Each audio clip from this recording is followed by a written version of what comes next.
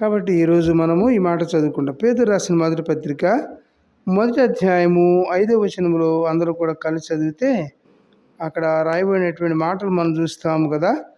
కడవరి కాలమందు బయలుపరచబడుటకు సిద్ధముగానున్న రక్షణ మీకు కలుగునట్లు విశ్వాసము ద్వారా దేవుని శక్తి చేత కాపాడబడు మీ కొరకు ఆ స్వాస్యము పరలోకమందు భద్రపరచబడి ఉన్నది అని దేవుని మాటలు తెలియపరుస్తున్నాడు. చిన్న ప్రార్థన చేసుకుంటాం.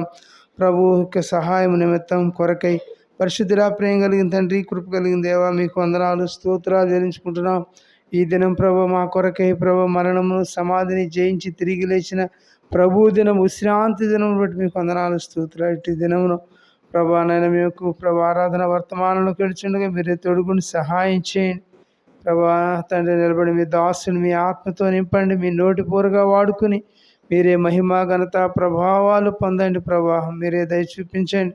మీరు ఏదైనా అందిస్తే తప్ప నేనేమి కూడా మాట్లాడలేని నిస్సహాయ దాసుడునని మీ ఎదుట నేను ఒప్పుకుంటున్నాను తండ్రి. నీవే మాట్లాడి ప్రభు మీ ప్రజలు మీరు వాక్యం చేత మీ ప్రజలు బలపరచండి. ప్రభు కావాల్సినటువంటి మీ కృపను అనుగ్రహించి ప్రభా మహిమ ఘనత ప్రభావాలు మీరే పొందుకోను. మీ సన్నిధిని మీ ప్రసన్నతను మాతో ఉంచండి. ప్రభా మేము నడిపింపును కోరుకుంటున్నాం తండ్రి. నాయన మీరే దయ చూపించి మహిమ ఘనత ప్రభావాలు మీరే పొందమని యేసు నామములో వేడుకొని ప్రార్థిస్తున్నాం తండ్రి, ఆమేన్.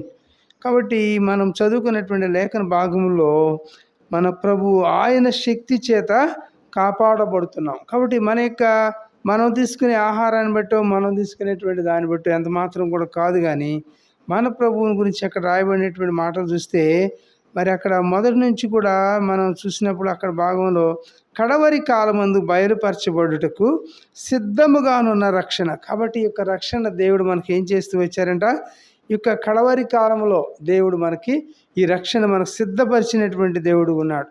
అందుని బట్టి మన ప్రభువుని ఆరాధించు కొరకై, ఎందుకు మన ప్రభువుని మనం ఆరాధించాలంటే ఆయన శక్తి చేత మనము కాపాడబడుతున్నాం. అందుని బట్టి మన ప్రభువుని మనం ఆరాధించాలి. అక్షరాల ఈ మాట వాస్తవం అండి. కాబట్టి ఆయనకు శక్తి చేతనే మనం కాపాడబడుతున్నాం. అంతేగాని మన యొక్క భక్తిని బట్టి కాదు, మనం తీసుకునేటువంటి ఆహారాన్ని బట్టి ఎంత మాత్రం కూడా కానే కాదు. అందుకనే కడవరి కాలమందు బయలుపరచబడుటకు సిద్ధముగానున్న రక్షణ మీకు కలుగునట్లు ఏం చేస్తున్నాడంట, విశ్వాసము ద్వారా దేవుని శక్తిని. కాబట్టి ఏం చేస్తున్నాడంటే ఆయన యందు ఉన్నటువంటి విశ్వాసము ద్వారా దేవుని శక్తిని కాపాడబోటు కొరకే. ఎలాంటిదంట, దేవుని శక్తిని మనకు ఇవ్వటం కొరకే మన దేవుడు వచ్చినటువంటి వాడు ఉంటున్నాడు. అందుని బట్టే మన ప్రభువును మనం ఆరాధించి మన ప్రభువును మనం ఘనపరచబద్దులమైంటున్నాం. అందుకనే కొరింథీయులకు రాసిన మొదటి పత్రికలో చూస్తాం, 2:4 వచనం చదువుతాం. 2వ అధ్యాయము కొరింథీయులకు రాసిన మొదటి పత్రిక 2వ అధ్యాయము 4వ వచనంలో మన గమనాన్ని తీసుకురాబడుతున్నటువంటి మాటలు మనం చూస్తూ వచ్చినప్పుడు 2వ అధ్యాయము 4-5 వచనాల్లో ఏం రాయబడుతుందంటే, అక్కడ 4-5 వచనాల్లో కాబట్టి అక్కడ అన్నాడు, మీకు దుఃఖము కలుగవలని కాదు కానీ 4-5 వచనాల్లో మీ విశ్వాసము, మొదటి కొరింథీ పత్రిక 2వ అధ్యాయము 4-5 వచనాలు కలిసి ఉన్నాయి.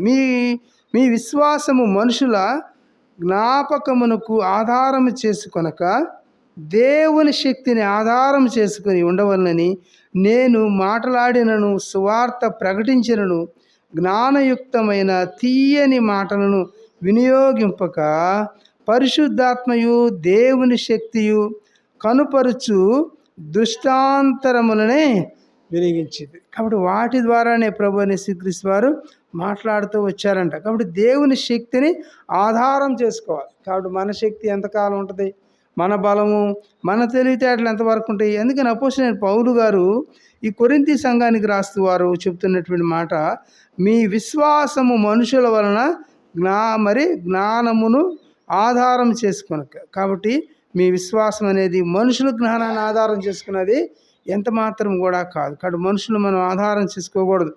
ఆధారం చేసుకొనకన్నాడు. కాబట్టి మన యొక్క మనుషుల జ్ఞానాన్ని మనం ఆధారం చేసుకోకుండా దేవుని యొక్క జ్ఞానమును మనం ఆధారం చేసుకోవాలండి. అందుకని మాట రాయబడుతుంది, దేవుని శక్తిని ఆధారం చేసుకుని ఉండవాలి. కాబట్టి దేవుని శక్తిని మనం ఆధారం చేసుకుని మన భక్తిలో మనం నడవాలి. కానీ మరి మనుషుల యొక్క జ్ఞానమును మనం ఆధారం చేసుకుంటే మరి మనం జారిపోయేటువంటి వారిగా, పడిపోయేటువంటి వారిగా ఉంటాం. కాబట్టి ఈ దినం మన ప్రభు మనకిస్తున్నటువంటి వాగ్దానం, క్రీస్తు మనల్ని కాపాడువాడు. కాబట్టి మన క్రీస్తు ఈరోజు అంశం ఏంటంటే, క్రీస్తు మనలను కాపాడేటువంటి వాడు కనుక అందరి బట్టి మన ప్రభువును మనం ఆరాధించగలుగుతున్నాం. ఈ దినం చూడక అనేకులు మరి వారు ఈ లోకంలో కాలం చేశారు.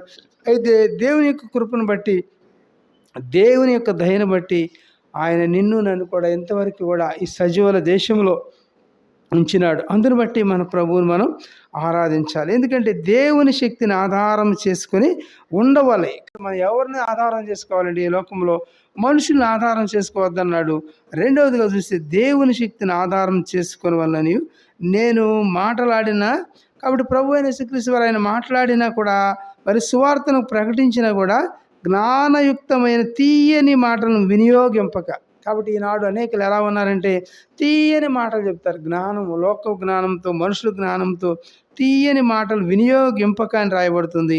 పరిశుద్ధాత్మతోనూ దేవుని యొక్క శక్తిని దేవుడు కనపరిచినటువంటి వాడుకున్నాడు. అందుని బట్టి మన ప్రభువుని మనం ఆరాధించాలి. కాబట్టి మరి వాక్యాన్ని మరి బోధించాలన్నా కూడా మరి పరిశుద్ధాత్మ శక్తి ఉంటేనే మనం నిలబడగలుగుతాం. కానీ పరిశుద్ధాత్మ శక్తి లేకపోతే మనం తేలిపోతాం అన్నమాట. కాబట్టి ఆయన శక్తి, ఆయన యొక్క బలము మనకున్నప్పుడు మనము ఆయన యొక్క మాటలు ధారాళముగా మన నోట వచ్చేస్తూ ఉంటాయి అన్నమాట. కాబట్టి ఆయన అంటున్నాడు, పరిశుద్ధాత్మయు దేవుని శక్తియు కనపరచు దుష్టాంతరములనేదే నేను వినియోగించాను అని ప్రభు మాట్లాడుతున్నారు.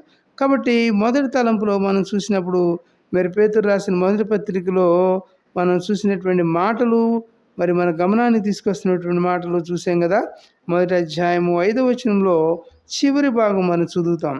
కాబట్టి అక్కడ రాయబడినటువంటి మాటలు విశ్వాసము ద్వారా దేవుని శక్తి చేత. కాబట్టి దేవుని యొక్క శక్తి చేతనే నిజముగా నా మటుకు నేనైతే దేవుని శక్తిని బట్టే ఈనాడు నేను నిలబడగలుగుతున్నాను. కానీ నా శక్తి, నా యొక్క భక్తి ఏమాత్రం కూడా సరిపోదు. కాబట్టి ఆయన అంటున్నాడు, ఆయన మాటలు మన హృదయానికి చెప్తున్నటువంటి మాటలు మన హృదయంలో ఉన్నప్పుడు దేవుని శక్తి చేత కాపాడబడు మీ కొరకు స్వాస్యమును ఎక్కడ ఉంచారంట ప్రభు? మనకు పరలోకమందు భద్రపరిచాడు. కాబట్టి ఈ లోకంలో నీకేమీ లేదని బాధపడుతున్నావేమో, దిగులు పడుతున్నావేమో, ప్రభు అంటున్నాడు, సిద్ధముగానున్న రక్షణ మీకు కనుపరుచినట్లుగా ఆయన విశ్వాసం ద్వారా దేవుని యొక్క శక్తిని మనకు అనుగ్రహించేటువంటి వాడుకుంటున్నాడు. అందుకని అంటున్నాడు, ఆయన మీ స్వాస్యము పరలోకమందు భద్రపరచబడి ఉన్నది. అందుని బట్టి నిజంగా మన ప్రభువుని మనం ఆరాధించాలి. ఈ స్వాస్యాన్ని దేవుడు మన కొరకు పరలోకములో ఆయన భద్రపరిచినాడు. ఈ లోకములో కొంతకాలమే మనం జీవిస్తాం, కానీ పరలోకములో మరి ఆ యొక్క స్వాస్యమును దేవుడు మనకు ఆయన ఉంచినటువంటి దేవుడు ఉంటున్నాడు. అందును బట్టి మన ప్రభువును మనం మొదటి తలంపుగా మన ప్రభువును ఆరాధించాలి. ఎందుకంటే దేవుని శక్తి చేతనే మేము కాపాడబడుతున్నాం ప్రభు ఎంతవరకు కూడా. అందును బట్టి నీకు వందనాలు, స్తోత్రాలని మన ప్రభువును మన హృదయమార కూడా ఆరాధించి మన ప్రభువును మనం ఘనపరచబద్దులమంటున్నాం. కాబట్టి రెండవదిగా చూస్తే మరి చూస్తాము, యోధా పత్రికలో చూస్తాము 24వ వచనంలో. యోధా పత్రిక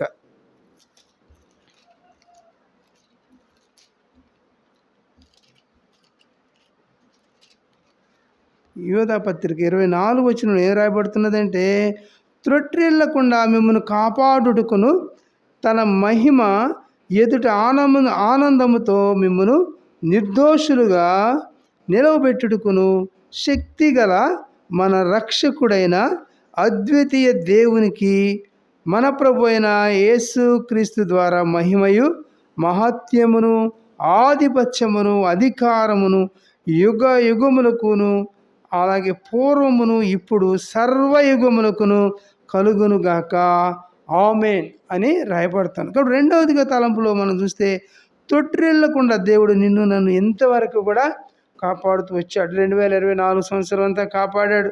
ఈ 2025 సంవత్సరంలో మొదటి మాసం అంతా కాపాడాడు. ఈ రెండవ మాసంలో ఈ ఫిబ్రవరి నెలలో మరి ఈ యొక్క ఆరాధనలో ప్రభు యేసుక్రీస్తు వారు ఈ 16వ తేదీన నిన్ను నన్ను కూడా ఆయన ఇంతవరకు కూడా ఆయన త్రొట్టిల్లకుండా, మనమైతే త్రొట్టిల్లిపోతాం. మనుషులను ఆధారం చేసుకుంటే, మనుషుల వైపు చూసి మనము భక్తిలో నడవాలంటే నడవలేం. క్రీస్తు వైపు చూస్తేనే మనం నిలబడగలుగుతాం. అందుకనే త్రొట్టిల్లకుండా మిమ్మల్ని ఏం చేశాడంట, కాపాడుతూ వచ్చాడు. అందుని బట్టి మన ప్రభువును మనం ఆరాధించాలి. ఎంతోమంది త్రొట్టిల్లిపోతూ ఉన్నారు. ఎంతోమంది అప్పుడే బాప్తీసాలు తీసుకుంటారు, మంది కొత్తలో బాగా తొందరపడి తీసుకుంటారు, తర్వాత వెంటనే లోకంలో కలిసిపోతారు, పాపంలోకి మరలా జారుకుంటారు. ఈ కష్టాలు, ఈ భక్తి నేను చేయలేనయ్యా అనేటువంటి వారు ఉంటారు. అయితే దేవుడు నిన్ను నన్ను కూడా ఎంతవరకు కూడా త్రొట్టిల్లకుండా మిమ్మల్ని కాపాడుటకు, రెండవది తన మహిమ ఎదుట ఏం చేస్తాడంట, తన యొక్క మహిమ ఎదుట ఆనందముతో మిమ్మల్ని, కాబట్టి తన యొక్క మహిమ ఎదుట నీకు నాకు కూడా తన ఆనందమును అనుగ్రహించేటువంటి దేవుడు ఉంటున్నాడు.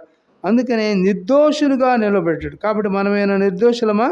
దేవుని ఎదుట నిన్ను నన్ను కూడా నిర్దోషులుగా నిలబెట్టడం కొరకై ఆయన ఏం చేస్తూ వచ్చారు అని మనం చూస్తే, అక్కడ నిలబెట్టుటకు శక్తి గల మన రక్షకుడు మన ప్రభు అయిన యేసుక్రీస్తు వారు ఎలాంటి వారంట, శక్తి కలిగినటువంటి రక్షకుడు. మనం ఆరాధించేటువంటి ప్రభు ఏదో మరి చిన్న దేవుడు ఆషామాష కాదు, కానీ ఆయన శక్తిని, ఆయన యొక్క బలము కలిగినటువంటి దేవుడిని మనం ఆరాధిస్తూ ఉన్నాం. అనేకులకి ఇలాంటి భాగ్యము ధన్యత లేదు. అయితే నిర్దోషులుగా నిలబెట్టుటకు ఎవరు ఎదుటంట, తండ్రి ఎదుట, ఆ పరలోక రాజ్యంలో, ఆ స్వాస్యంలో, ఆ పరలోక భాగ్యంలో నిన్ను నన్ను కూడా నిలబెట్టు కొరకు ప్రభు ఏం చేస్తూ వచ్చారు అని మనం ఈ భాగంలో చూస్తూ వస్తే, యూదా పత్రికలో ఆయన చెప్తున్నటువంటి మాటలు నిర్దోషులుగా నిలబెట్టడానికంట. కాబట్టి దేవునికి మన ఎడలో ఉన్నటువంటి ఎంత ప్రేమ ఉన్నది, ఎంత కరుణ ఉన్నదో చూసారా. కాబట్టి నీ ఎడల నా ఎడల కూడా నిన్ను నన్ను కూడా తండ్రి ఎదుట నిర్దోషులుగా నిలవబెట్టుటకు శక్తిగల మన రక్షకుడైన మన దేవుడు శక్తి కలిగినటువంటి రక్షకుడు. మనం ఆరాధించేటువంటి ప్రభు శక్తి లేనివాడు కాదు, బలహీనుడు కాదు, కానీ శక్తి కలిగినటువంటి రక్షకుడిని మనం ఈ మధ్యాహ్న సమయంలో ఈ పునరుద్ధాన పండగ దానమున మనం ఆయన ఆరాధించి మహిమపరచాలని ప్రభు అయిన యేసుక్రీస్తు వారు నిన్ను నన్ను కూడా ఆయన సన్నిధికి ఆయన తీసుకొచ్చినటువంటి దేవుడుగా ఉంటున్నాడు. అందును బట్టి మన ప్రభువును మనం ఆరాధించి మన ప్రభువును మనం ఘనపరచ మరి బద్ధులమై ఉంటున్నాం. అలాగే అంటాడు కదా, ప్రభు అయిన యేసుక్రీస్తు వారు నిర్దోషులుగా నిలబెట్టడం కొరకే. ఎందుకని ఎఫెసీ పత్రికలో చూస్తాం, మొదటి అధ్యాయంలో చూస్తే మనకి ఈ మాట కనిపిస్తుంది. ఎఫెసీలు రాసిన పత్రిక మరి మొదటి అధ్యాయంలో ఈ మాట కూడా గమనించండి. 4-6 వచనాలు చూస్తాం.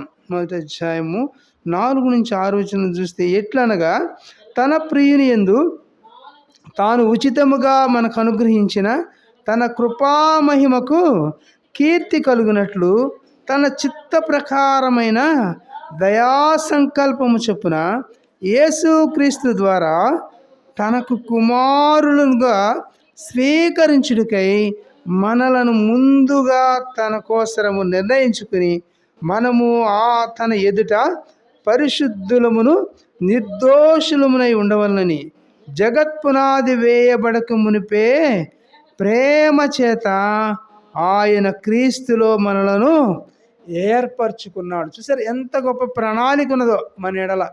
కాబట్టి దేవుడు సన్నిధికి రావటం అంటే ఆషామాషా కాదు. అనేకులకు లేనటువంటి ధన్యతను, భాగ్యమును దేవుడు మనకిచ్చాడు. మనం ఎలా దేవుని సన్నిధిలో ఉండాలని దేవుడు కోరుకుంటూ వచ్చారంటే నిర్దోషులుగా నిలబెట్టడం కొరకే. తండ్రి అయినటువంటి దేవుని ఎదుట నిన్ను నన్ను కూడా నిర్దోషులు, అయ్యా నా కుమార్తె నిర్దోషి, నా కుమారుడు నిర్దోషి అని ప్రభు అయిన యేసుక్రీస్తు వారు ఆ పరలోక రాజ్యంలోనికి నేను కూడా వెళ్ళినప్పుడు ఆయన నీకు నాకు కూడా నా తరపున ఆయన మాట్లాడేటువంటి దేవుడు ఉన్నాడు. అందుకని ఆయన అంటున్నాడు కదా, ఎట్లనగా తన ప్రియుని యందు తాను ఉచితముగా మనకు అనుగ్రహించిన దేవుని యొక్క మరి ఏం చేయాలంటే తన యొక్క కృపా మహిమకు కీర్తి కలుగునట్లుగా.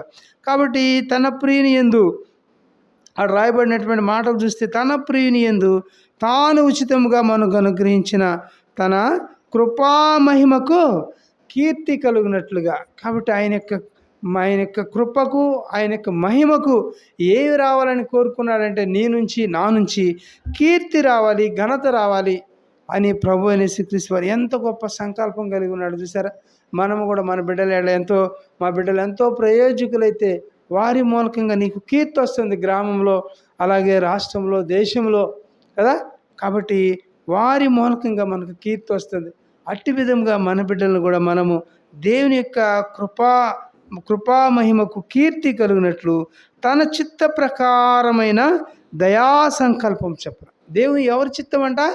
తన చిత్త ప్రకారమైన, దేవుని యొక్క చిత్త ప్రకారమైన దయా సంకల్పం చొప్పున మరి ఏం చేస్తూ వచ్చారంట? యేసుక్రీస్తు ద్వారా తనకు కుమారులుగా స్వీకరించడం. కాబట్టి నేను కూడా ఎవరి ద్వారా దేవునికి కుమారులుగా, కుమార్తెగా చేయబడుతూ వచ్చిస్తూ ఉన్నామంటే, యేసుక్రీస్తు ద్వారా తనకు కుమారులుగాను స్వీకరించుటకై మనలను దేవుడు ఏం చేస్తూ వచ్చారంట? ముందుగా తన కోసము నిర్ణయించుకున్నాడు. అందును బట్టి మన ప్రభును ఆరాధించాలి. తన యొక్క శక్తిని మనకు అనుగ్రహించడం కొరకై ఆయన ముందుగా మనలను తన కోసము నిర్ణయించుకొని మనము తన ఎదుట ఎలా ఉండాలని దేవుడు కోరుకున్నాడు. కాబట్టి మనం ఏమైనా మంచి వాళ్ళం అని చూస్తే ఆ యోధా పత్రికలో మనం చూసాం కదా. మరి ఆయన నిర్దోషులుగా నిలబెట్టాలని దేవుని యొక్క ఉద్దేశము, దేవుని యొక్క సంకల్పము, తండ్రి ఎదుట నిన్ను నన్ను కూడా ఎలా నిలబెట్టాలని ఆయన ఆశపడుతున్నాడు. ఆయన అంటే ఇష్టపడుతున్నాడంటే నిర్దోషులుగా. కాబట్టి ఎలాంటి దోషము లేనటువంటి వారుగా దేవుడు నిన్ను నన్ను కూడా నిలబెట్టుట కొరకై ఆయన ఏం చేస్తూ వచ్చారు అనేటువంటి మాటలు చూస్తే ఆ యొక్క భాగంలో ఎఫెసీ పత్రికలో మనం చదువుతాం. మొదటి అధ్యాయములో చివరి మాటలు మనం చూస్తే మరి ఆ కుమారులుగా స్వీకరించుటగా మనల్ని ఏం చేశారంట? ముందుగా తన కోసము, ఎవరి కోసమంట? దేవుని కోసము మనల్ని ఏం చేస్తూ వచ్చాడంట? నిర్ణయించుకున్నాడు. అడ్వాన్స్డ్గా నిన్ను నన్ను కూడా దేవుడు ఈ నా కుమార్తె నాకు కావాలి, ఈ నా కుమారుడు నాకు కావాలని దేవుడు ఏం చేస్తూ వచ్చి కుమారుడుగా స్వీకరించినాడు. తన యొక్క దత్తపుత్రాత్మను మనకు అనుగ్రహించాడు. కుమారత్వమును దేవుడు నీకు నాకు కూడా అనుగ్రహించినటువంటి దేవుడై ఉంటున్నాడు. అందును బట్టి మన ప్రభువును మనం ఆరాధించాలి. స్వీకరించుటకై ఆయన మనల్ని ముందుగా తన కోసము మరి నిర్ణయించుకొని మనము తన ఎదుట ఎలా ఉండాలని దేవుడు కోరుకుంటున్నాడంట. ప్రాముఖ్యమైనటువంటి తలంపులో తన కోసము మనం ఎలా ఉండాలంట? పరిశుద్ధులమును నిర్దోషులమై ఉండవలనని. కాబట్టి ఎంత సంకల్పం కలిగాడంటే ఈ మాట కోసం, జగత్ పునాది వేయబడక మునిపే. కాబట్టి ఇక దేవుడు ఎంతగా సంకల్పం కలిగి ఉన్నాడంటే ఈ జగత్తుకు పునాది వేయబడక మునిపే ఎలా ఏం చేశాడంట? ప్రేమ చేత. దీనిలో ఏమున్నదంట? ప్రేమ ఉన్నది. దేవుని యొక్క ప్రేమ లేకపోతే ఇవన్నీ కూడా దేవుడు నీ కొరకు నా కొరకు కూడా ఇంత యాగము ఎవరు కూడా చేయలేరండి. కాబట్టి నిన్ను నన్ను కూడా పరిశుద్ధులుగాను, రెండవది నిర్దోషులనై ఉండవలనని జగత్ పునాది వేయబడక మునిపే ప్రేమ చేత ఆయన మనల్ని ఎక్కడ తీసుకొచ్చారంట? క్రీస్తులో మనలను ఏర్పరచుకున్నాడు. అందును బట్టి మన ప్రభువును మనం ఆరాధించాలి. ఏర్పరచుకొని నా యెహోవాను స్తుతింతుము, స్తోత్రింతుము, ఎన్నికలేని వారము ఎల్లప్పుడూ స్తుతింతుము. కాబట్టి నేను కూడా ఎన్నిక లేనటువంటి వారం కనుక మన ప్రభుని ఎల్లప్పుడూ కూడా మన ప్రభుని మనం ఆరాధించి, స్తుతించి, కొనియాడా బద్ధులమై ఉంటున్నాం. కాబట్టి దేవుడు రెండవదిగా మనం చూస్తే తొట్టిల్లకుండా దేవుడు మిమ్మల్ని కాపాడుతూ వచ్చాడు. ఈ 2025 సంవత్సరంలో ప్రారంభం నుంచి కూడా తొట్టిల్లకుండా దేవుడు నిన్ను నన్ను కూడా కాపాడినటువంటి దేవుడు ఉంటున్నాడు. అందును బట్టి మన ప్రభువును మనం ఆరాధిస్తాం. కాబట్టి ఆయన అంటున్నాడు, తన మహిమ ఎదుట ఆనందముతో మిమ్మల్ని నిర్దోషులుగా నిలవబెట్టుటకు శక్తిగల మన రక్షకుడైన అద్వితీయ దేవునికి మన ప్రభు అయిన యేసుక్రీస్తు ద్వారా ఏం కావాలంట? మహిమయు మహాత్యమును, మూడవది ఆధిపత్యమును, అధికారమును యుగయుగములకు పూర్వమును ఇప్పుడును సర్వయుగములను కలుగునుగాక. ఆమేన్ అని ఈ యొక్క యోధా పత్రికలో మరి 24-25 వచనాల్లో ప్రభు అయిన యేసుక్రీస్తు వారు పలుకుతున్నటువంటి మాటలు మన గమనాగమనంలోని ప్రభు ఈ సమయంలో తీసుకొచ్చి ఉన్నటువంటి వారు ఉన్నారు. అందును బట్టి మన ప్రభువును మనం ఆరాధించాలి. ఈ భాగంలో మనం తెలుసుకున్నటువంటి సంభవం ఏంటంటే, త్రొట్టిల్లకుండా కాపాడుతూ వచ్చాడు ఇంతవరకు కూడా. అందును బట్టి మన ప్రభువుని మనం ఆరాధించాలి. ఎంతమంది త్రొట్టిల్లిపోతున్నారు. ఒక మందిరం ఒక వారం వస్తారు, రెండో వారం వస్తారు, తర్వాత మానేస్తారు, తర్వాత లోకంలో కలిసిపోతారు, పాపంలో కలిసిపోతారు కదా. ఎంత దేవునికి అవమానం తెచ్చేటువంటి వారు ఉన్నారు. అయితే దేవుడు నిన్ను నన్ను కూడా నేటి వరకు కూడా త్రొట్టిల్లకుండా ఆయన నిన్ను నన్ను కూడా కాపాడుతున్నటువంటి దేవుణ్ణి మనము హృదయమార కూడా మనసారా కూడా ఆరాధించి మన ప్రభువును మనం ఘనపరచబద్దులమై ఉంటున్నాం. అలాగే మూడవదిగా చూస్తాం, తెస్సలోనికీయులకు రాసిన పత్రికలో కొన్ని మాటలు మనం చూస్తామండి. అపోస్తలుడైన పౌలు తెస్సలోనికీ సంఘానికి రాశారు. ఆ మాటలు కూడా చూడండి.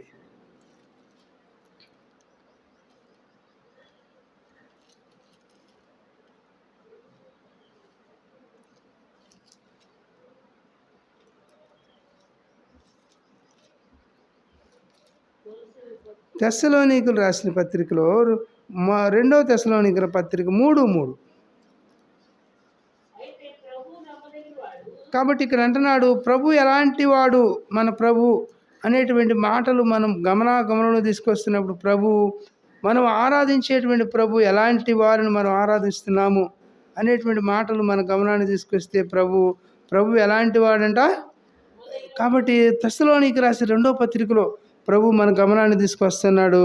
మరి రెండో పత్రిక మరి 3వ అధ్యాయము 3వ వచనం మీ భాగంలో కూడా మీరు తీసి చూడండి. 3వ అధ్యాయము, అయితే ప్రభు నమ్మదగిన వాడు, ఆయన మిమ్మల్ని స్థిరపరచి దుష్టత్వము నుండి కాపాడువాడు. కానీ 3వ తలంపులో మన ప్రభు ఎవరంటే, ఈ యొక్క లోకములో ఉన్నటువంటి దుష్టత్వములో నుంచి, పాపములో నుంచి, ఆయా పరిస్థితి నుంచి కూడా దేవుడు నిన్ను నన్ను కూడా తప్పించేటువంటి వాడు, తప్పించి రక్షించేటువంటి వాడు, కాపాడేటువంటి ప్రభువును మనం ఈ మధ్యాహ్న వేళలో హృదయమారా కూడా ఆరాధించి మన ప్రభువును మనం ఘనపరచాలి. అందుకే అంటున్నాడు, అయితే ప్రభు ఎలాంటి వాడంటే, మనం ఆరాధించేటువంటి ప్రభు నమ్మదగిన వాడు. మన ప్రభు, మనం ఆరాధించేటువంటి ప్రభు అని యేసుక్రీస్తు వారు నమ్మదగినటువంటి దేవుడు. అందుకని ఒక పాట రాశాడు అక్కడ భక్తుడు, నమ్మదగిన దేవా నిన్న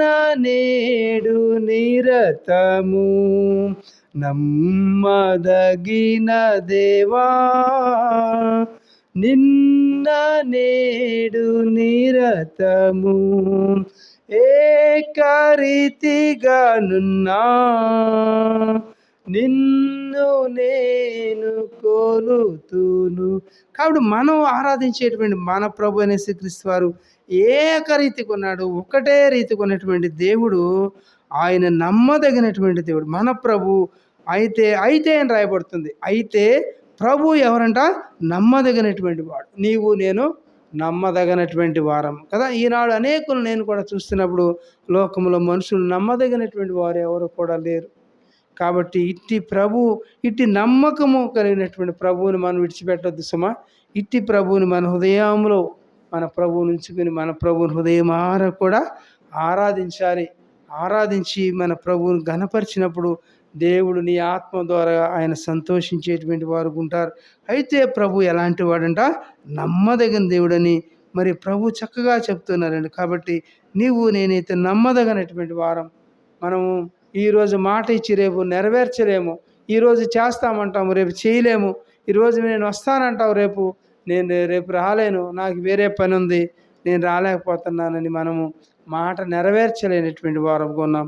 అయితే మనం ఆరాధించేటువంటి ప్రభు ఎలాంటి వారంట, నమ్మదగిన వాడు. ఆయన మిమ్మల్ని ఏం చేస్తాడంట, స్థిరపరచి. ఎక్కడ స్థిరపరిచి అంటే, దేవునిలో స్థిరపరుస్తాడు. ఆయన మందిరంలో స్థిరపరుస్తాడు. నిన్ను కూడా స్థిరపరిచి, రెండవది దుష్టత్వము నుండి ఏం చేస్తాడంట, కాపాడువాడు. కాబట్టి దుష్టత్వంలో నుంచి, కాబట్టి దుష్టుడు అనగా సాతానుడు, విరోధి, అపవాది కదా. వాడికి ఎన్ని పేర్లు ఉన్నాయో. కాబట్టి ఇంత మరి గొప్ప దేవుడు, మన దేవుడు దుష్టత్వము నుండి కాపాడేటువంటి దేవుడు. మూడో తలంపులో మన గమనంలో తీసుకొస్తున్న లేఖన భాగాలు మనం పరిశీలిస్తే, అయితే ప్రభు నమ్మదగిన వాడు, ఆయన మిమ్మును మరి స్థిరపరచి దుష్టత్వము నుండి కాపాడువాడు. కాబట్టి మూడో తలంపులో మన దేవుడు నిన్ను నన్ను కూడా దుష్టత్వములో నుంచి కాపాడి రక్షించేటువంటి ప్రభువుని ఈ మధ్యాహ్న వేళలో హృదయమారా కూడా మనం ఆరాధించుదాం. కాబట్టి దుష్టుని నుండి రాయబడుతుంది. అక్కడ ఫుట్నోట్లో డి అని ఉంది. అక్కడ దేవుని దుష్టుని నుండి నిన్ను నన్ను కూడా ఎంతవరకు కూడా కాపాడుతూ వచ్చాడండి. నిజంగా అందును బట్టి మన ప్రభుని హృదయమారా కూడా ఆరాధించుదాం. చెప్పబడినటువంటి తలంపులు మీ హృదయాల్లో ఉంచుకొని దేవుని హృదయమారా కూడా ప్రార్థించండి. నాలుగో తలంపుగా కూడా చెప్తాను, మీకు సమయం అయిపోతుంది కాబట్టి. మరి యెషయా గ్రంథము 26:3 చదువుకుంటాం. యెషయా గ్రంథం 26వ అధ్యాయము 3వ వాక్యంలో ఏమంటున్నారో మరి భక్తుడు, 26వ అధ్యాయము 3వ వచనంలో మనం గమనిస్తే మన ప్రభు ఎలాంటి వారు అని మనం చూస్తూ వచ్చినప్పుడు, 3వ తలంపు మరి పూర్ణ శాంతితో మన దేవుడు మనను కాపాడువాడు అని అక్కడ ఉంటుంది. కాబట్టి ఇక్కడ అంటున్నాడు, మరి ఏం రాయబడుతున్నాడంట, కాబట్టి మరి స్థిర మనసు గలవాడు నీ మీద ఆనుకొందురు గనుక నీవు వారిని ఏం చేస్తావంట, పూర్ణ శాంతి గల వారిగా కాపాడేటువంటి దేవుడు. నాలుగో తలంపులో దేవుడు నిన్ను నన్ను కూడా పూర్ణ శాంతి గల వారిగా కాపాడేటువంటి దేవుడిని మనం ఆరాధించకుండా మరి ఎలా ఉంటాం నిజంగా కదా? మన హృదయాన్ని మనస్సాక్షి మనం చంపుకుందామా? కాదు కదా. కాబట్టి మన దేవుడు అంటున్నాడు, నీవు వారిని ఎలాంటి చేస్తావంట, పూర్ణ శాంతి గలవారిగా కాపాడేటువంటి దేవుడు కదా. కాబట్టి దేవుడు ఇంతవరకు కూడా తన శాంతిని, అందుకనంట నా శాంతిని మీకు అనుగ్రహించి వెళ్ళుచున్నాను, లోకం ఇచ్చినట్లుగా కాదు అంటాడు. కాబట్టి దేవుడు నాలుగో తలంపులు మన గమనంలో తీసుకొస్తున్నటువంటి మాటలు మనం గమనిస్తే పూర్ణ శాంతితో కాపాడేటువంటి దేవుడు ఉంటున్నాడు మన ప్రభు. కాబట్టి ఎవరు కూడా ఇట్లాంటి మరి ఈ విధంగా కాపాడేటువంటి వారు ఎవరు కూడా, దేవుళ్ళు అనబడేటువంటి వారు ఎవరు కూడా లేరండి. కాబట్టి నీవు వారిని పూర్ణ శాంతి గల వారిగా కాపాడేటువంటి ప్రభువుని మనం ఈ సమయంలో హృదయం కూడా మన ప్రభువుని ఆరాధించి మన ప్రభువును మనం గణపరచ మరి బద్ధులమై ఉంటా ఉన్నాం. అలాగే 30వ అధ్యాయంలో చూస్తే 30వ అధ్యాయము 15వ వచనం కూడా చూస్తాం. 30వ అధ్యాయం యెషయా గ్రంథం 30:15 వచనంలో కూడా ఒక మాట ఉంది. ఆ మాట కూడా చూస్తే మనకి ఎలా ఉండదంట, అక్కడ చివరి భాగంలో చూస్తే, ప్రభువును ఇశ్రాయేలు యొక్క పరిశుద్ధ దేవుడునగు యెహోవా ఎలాగూ సెలవిచ్చున్నాడు, మీరు మరలి వచ్చి ఊరకుండుట వలన రక్షింపబడెదరు, మీరు ఊరకే ఉండి నమ్ముకొనటం వలన మీకేం కలుగుతుందంట, బలము కలుగునంట. కాబట్టి ఊరకే నమ్ముకోవాలి, ఏదో డబ్బులు ఇచ్చి నమ్ముకోవాల్సిన పని లేదు. ప్రభు అయిన యేసుక్రీస్తు వారు ఉచితంగానే రక్షణ మనకి ఇచ్చాడు. ఏమాత్రం కూడా ఆ రక్షణకు మనం ఏమాత్రం కూడా వెల చెల్లించలేదు, ఏమాత్రం కూడా మనం ఖర్చు చేయలే. కాబట్టి మన ప్రభు నీకు నాకు కూడా ఊరకనే, మీరు ఊరకే ఉండి నమ్ముకోవడం వల్ల మీకేం కలుగుతుందంట, బలము కలుగుతుంది. కాబట్టి నాకు కూడా ఇప్పటి వరకు కూడా బలం లేదు. ఈరోజు నేను ఎంతో సొమ్మసిల్లిపోయా, ఆరోగ్యం రీతిగా కూడా ఎంతో బలహీనమైపోయాను, నీరసిల్లిపోయాను. మరి 4 విరోచనాలు అయినాయి, ఎంత మాత్రం కూడా లేవలేని పరిస్థితి. ప్రభు ఎలా ప్రభు మీరు మాటలు చెప్పాలి ప్రభు, మీ వాక్యం బోధించాలి అని ప్రభువుని ప్రార్థించుకున్న లేవలేని పరిస్థితి, మంచం మీద నుంచి కూడా అలాంటి దీన స్థితిలో ఉన్నాను. ప్రభు ఆ సమయం చూస్తే అయిపోతుంది, ఎట్లా ప్రభు అని ప్రార్థన చేసుకున్నప్పుడు దేవుడు ఆయన కృపను అనుగ్రహించాడు. నిజంగా లేవలేకపోయాను, ఒక అడుగు తీసి అడుగు వేయలేకపోయాను అనమాట. అంత నీరసిల్లినటువంటి పరిస్థితిలోకి మరి ఉదయకాలం వాళ్ళు వెళ్ళినప్పుడు ప్రార్థన చేసినప్పుడు దేవుడు వాస్తవంగా ఊరికే ఉండి నమ్ముకోవడం వల్ల దేవుని బలాన్ని మనకిచ్చాడు. ప్రార్థన చేసినప్పుడు దేవుడు తన యొక్క శక్తినిచ్చి మరి నిలబెట్టాడు తన మాటలు చెప్పడానికి. లేకపోతే దేవుని దాసురాల్ని ఈ ఆరాధన వర్తమానం కూడా చెప్పమన్నా. అయితే దేవుడు నమ్మదగినటువంటి దేవుడు. అయితే ప్రభువు నమ్మదగినటువంటి దేవుడు. మనం సంపూర్ణంగా నమ్మినప్పుడు దేవుడు తన పనిని తాను జరిగించేటువంటి వాడు. కాబట్టి 4వ తలంపులో మనం ఏం నేర్చుకుంటున్నామంటే, పూర్ణ శాంతితో మన దేవుడు మనల్ని కాపాడేవాడు. అందుని బట్టి మన ప్రభువుని మనం ఆరాధించాలి. అవును ప్రభు, ఇంతవరకు కూడా మీ పూర్ణ శాంతితో నన్ను కాపాడావు, నా కుటుంబమును, నా బిడ్డలను. ప్రభు, నన్ను ఇంతవరకు కూడా కాపాడావు. అందుని బట్టి నీకు వందనాలు, స్తోత్రాలని ప్రభుని హృదయమారా కూడా ఆరాధించాలి. 5వ తలంపులో చూస్తే ద్వితీయోపదేశకాండం 32:10 చదువుకుంటాం. 32:10 ద్వితీయోపదేశకాండం, డ్యూటరానమీ 32 చదవండి.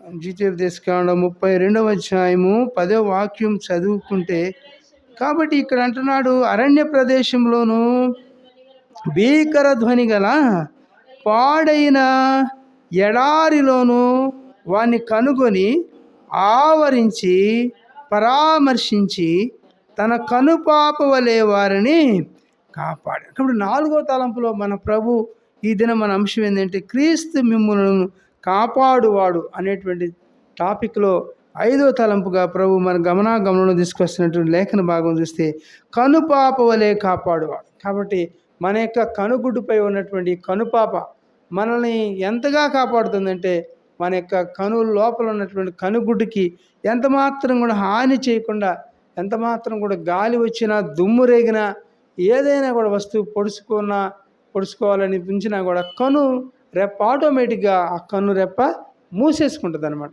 కాబట్టి దేవుడు నిన్ను నన్ను కూడా ఎలాగూ కాపాడుతూ వచ్చాడు అనేటువంటి లేఖన భాగాల అంశాలు మనం ఆధారం చేసుకుని ప్రభువు మాటలు వింటున్నామంటే, ఆయన ఎలాంటి పరిస్థితులు ఉన్నాడంటే, అరణ్య ప్రదేశంలోను భీకర ధ్వని గల పాడైన ఎడారిలోను. కాబట్టి ఇలాంటి పరిస్థితుల్లో ఉన్నప్పుడు దేవుడు నిన్ను నన్ను కూడా ఆయన ఎలాగూ రక్షిస్తూ వచ్చాడు, ఎలాగూ కాపాడుతూ వస్తూ ఉన్నాడు అని మనం చూస్తే, భీకర ధ్వని గల పాడైన ఎడారిలోను. కాబట్టి వానిని కనుగొని, కాబట్టి నిన్ను నన్ను కూడా కనుగొన్నాడు, ఆయన చూసినాడు, రక్షించినాడు. ఎవరు నిన్ను నన్ను కనుగొనలేదు. నా మటుకు నేను చెబుతున్నాను, నిజముగా నా కుటుంబంలో నన్ను ఎవరు కనుగొలేదు. అయితే దేవుడు నన్నైతే కనుక్కున్నాడు, నా యొక్క స్థితి అంతా కూడా చూశాడు. కాబట్టి నేను సాక్ష్యం చెప్పగలను. కాబట్టి దేవుడు నా ఎడల కూడా మరి ఎలాగో వచ్చినాడు చూసినప్పుడు వాని కనుగొని, రెండవది ఆవరించి, మూడవది పరామర్శించాడు. కాబట్టి దేవుడు ఆవరిస్తాడు, ఆయన పరామర్శించేటువంటి దేవుడు. మనుషులు పరామర్శించలేకపోవచ్చు, అయితే దేవుడు నిన్ను నన్ను విడిచిపెట్టేవాడు అంత మాత్రం కూడా కానే కాదు. ఆయన నిన్ను నన్ను కూడా పరామర్శించేవాడు. అంత మాత్రమే కాకుండా తన కనుపాప వలె వారిని ఏం చేస్తాడంట? కాపాడువాడు. తన కనుపాప వలె. ఎవరు కాపాడతారు? కాబట్టి మన దేవుడు ఎలాంటి దేవుడు మనం ఆరాధించడానికి, ఆయన సన్నిధిలో చేరి కూడి ఉన్నాము అని మనం చూసినప్పుడు ఆయన ఎలాంటి వాడుకున్నాడు? కనుపాప వలె కాపాడుతూ వచ్చాడు. అందుని బట్టి మన ప్రభువుని మనం ఆరాధించాలి. నేటి వరకు కూడా, ఈ ఫిబ్రవరి మాసం 16వ తేదీ వరకు కూడా తన కనుపాప వలె నిన్ను నన్ను కూడా కాపాడుతూ వచ్చినటువంటి ప్రభువుని ఆరాధించకుండా, మహింపరచకుండా ప్రభు దినం నాడు మనం ఎలా ఉంటాం కదా? ప్రభువుకి మొదటి స్థానం ఇవ్వండి. దేవుడు నీ జీవితంలో గొప్ప కార్యములు చేస్తాడు, గొప్ప మేలులు చేస్తాడు. కాబట్టి విశ్రాంతి దినం పరిశుద్ధంగా ఆచరించుటకు జ్ఞాపకం ఉంచుకోమంటాడు. కాబట్టి నా జీవితంలో ప్రభువు కంటే ఏది ఎక్కువగా మనం ప్రేమించమాకండి. కాబట్టి ఇక్కడ అంటున్నాడు, తన కనుపాప వలె నిన్ను నన్ను కూడా కాపాడేటువంటి దేవుడు ఉన్నాడండి. అందుని బట్టి మన ప్రభువుని మనం ఆరాధిస్తాం. కీర్తన గ్రంథం 17వ అధ్యాయము 8-9 వచనాలు కూడా చదువుకున్నాం. కీర్తన గ్రంథం 17వ అధ్యాయంలో ఈ మాట మనకు కనిపిస్తుంది. 17:8-9 వచనాలు. 17వ అధ్యాయము 8-9 వచనాలు కీర్తన గ్రంథంలో. 17వ అధ్యాయం 17:8-9లో, ఒకడు తన కనుపాపను కాపాడునట్లు నన్ను కాపాడును, నన్ను బలపరచుగోరు మరి కాబట్టి నన్ను లయపరచుగోరు దుష్టులను పోగొట్టి కాపావాడు. కాబట్టి మన దేవుడు ఎలాంటి దేవుడు అంటే, మనకున్నటువంటి దుష్టులు ఉంటారు కదా, మనకు హాని చేసేటువంటి వారు, మన మేలు ఓర్చుకోలేనటువంటి వారు, మన సంతోషమును ఓర్చుకోలేనటువంటి వారు ఉంటారు. పైకి బాగానే ఉంటారు, మరి లోపల దుష్ట తలంపులు కలిగి ఉండేటువంటి వారు ఉంటారు. అయితే ప్రభు అంటున్నాడు, ఒకడు తన కనుపాపను కాపాడునట్లు మరి కాపాడును మన దేవుడు. అందుని బట్టి మన ప్రభువును మనం ఆరాధించాలి. అంత మాత్రమే కాకుండా ఆయన ఏమంటున్నాడు, ఆ భాగాల్లో మనం చూస్తే ప్రభు అయిన యేసుక్రీస్తు వారు నన్ను లయపరచుకోరు. మరి కాబట్టి నిన్ను నన్ను కూడా లయపరచాలని, నిన్ను నన్ను కూడా ఈ లోకంలో నుంచి మరి తీసివేయాలని, ఈ లోకంలో నుంచి పంపించేసేయాలని అనేకులు నా జీవితంలో మనకు తారసపడతా ఉంటారు. వీరి మూలకంగా నాకు చాలా ఇబ్బందిగా ఉన్నది, వీరు నాకు అడ్డంగా ఉన్నారు అని దుష్టుడు ఏం చేస్తాడంట, లయపరచి కోరతాడంట, వీళ్ళని తీసేయాలని కోరతాడంట. అయితే దుష్టులను పోగొట్టి దేవుడు నిన్ను నన్ను కూడా కాపాడువాడు. మన ప్రభు కాపాడేటువంటి దేవుడు, రక్షించేటువంటి దేవుడు మన ప్రభువు. ఇట్టి ప్రభువుని మన హృదయమార కూడా ఆరాధించి మన ప్రభువుని గణపరచ బద్ధులమై ఉంటున్నాం. కాబట్టి సమయం 2 గంటలు అవుతుంది కనుక చెప్పబడినటువంటి తలంపుల్ని ఆధారం చేసుకుని మన ప్రభువుని మనం మరి ఆరాధించుదాం. ప్రభు చిత్తం మీద ఇంకా 4 తలంపులు ఉన్నాయి. అవి కూడా మరి ప్రభు సమయం ఇచ్చినప్పుడు ఆ మాటలు కూడా మనం విందాం. కాబట్టి నేటి అంశం ఏంటంటే క్రీస్తు మిమ్ములను కాపాడువాడు. కాబట్టి క్రీస్తు మిమ్మల్ని కాపాడేటువంటి దేవుడు, రక్షించేటువంటి దేవుడు ఉంటున్నాడు. అందుని బట్టి మన ప్రభువుని ఈ సమయంలో హృదయమార కూడా ఆరాధించి మన ప్రభువుని మనం గణపరచుదాం.